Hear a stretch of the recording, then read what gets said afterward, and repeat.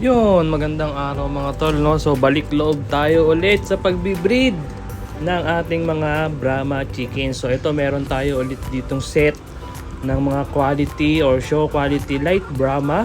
So ito ay back to papa, no? So mga anak na ito ni Pogs, magkaibang batch yan.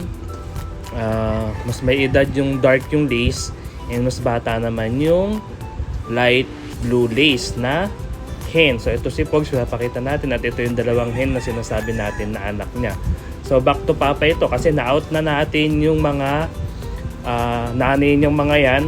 So umiitlog na currently yung black lace. So si Isabeli, na isali na natin yun once sa show. So kay Wendell yan. So pero atin pa din naman yan. So ito pa yung dalawa nating hen. Medyo matured na hen na ito.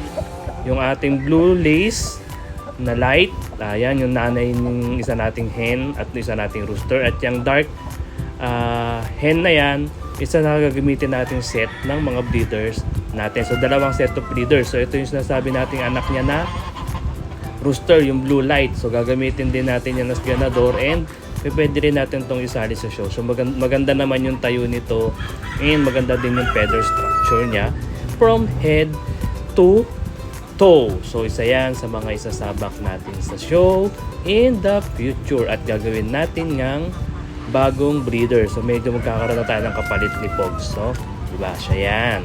And ito pa yung isa nating rooster. So ang kulay nito is blue salmon. So naisali na rin natin sa show ito. And maganda rin ang feather structure niyan, stance and height. So mga bata pa yan, so mga less than 1 year old, kaya gaganda pa yan, tulad nitong si Pogs. So kapag umidad na sila ng around 1 year and a half or 2 years, mas nagiging matured na sila, at mas nagiging maganda ang kanilang stance at katawan. Gaya nga nito, tinan nyo. Si Pogs ay tumitimbang niya ng around 4 kilos mahigit. So yun lang, maraming salamat, thank you, balik loob sa pagbibreed, happy breed!